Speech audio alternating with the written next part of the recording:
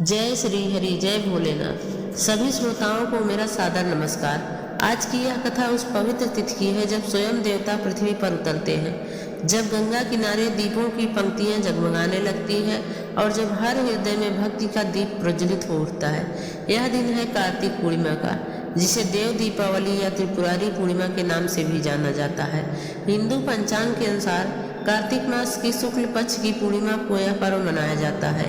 यह दिन इसलिए भी महत्वपूर्ण है क्योंकि इस दिन भगवान विष्णु ने वामन अवतार लेकर राजा बलि को पाताल भेजा था और इसी दिन भगवान शंकर ने त्रिपुरासुर नामक एक असुर का संहार किया था। बहुत समय पहले की बात है। एक असुर था जिसका नाम त्रिपुरासुर था। उसने घोर तपस्या कर ब्रह्मा जी से वरदान प्राप्त किया कि उसे कोई देवता न मार सके। वरदान मिलने के बाद वह अत्यंत शक्तिशाली और अहंकारी हो गया। उसने 3 अद्भुत नगर बनाए, एक स्वर्ग में, एक पृथ्वी पर और एक पाताल में। ये तीनों नगर त्रिपुर नाम से प्रसिद्ध हुए।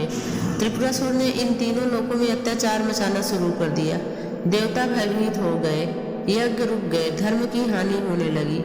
तब सभी देवता भगवान शंकर के पास पहुंचे और बोले, प्रभु यह असुर अधर्म फैला रहा है, संसार अहंकार में डूब गया है।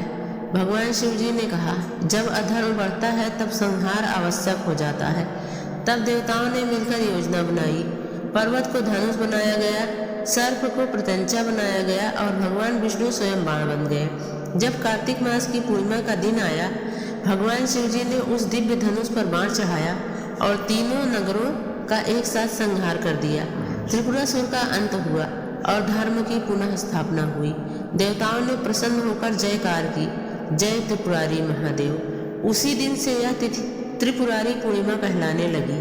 त्रिपुरासुर वध के बाद देवता अत्यंत प्रसन्न हुए। उन्होंने भगवान शिव जी की स्तुति की और गंगा तट पर दीप जलाए। काशी नगरी उस दिन स्वर्ग की भांति जगमगाने लगी। कहा जाता है उसी दिन से देव दीपावली का आरंभ हुआ। इस दिन देवता स्वयं गंगा में स्नान करने उतरते हैं और गंगा के हर घाट पर दीपों का सागर लहराता है।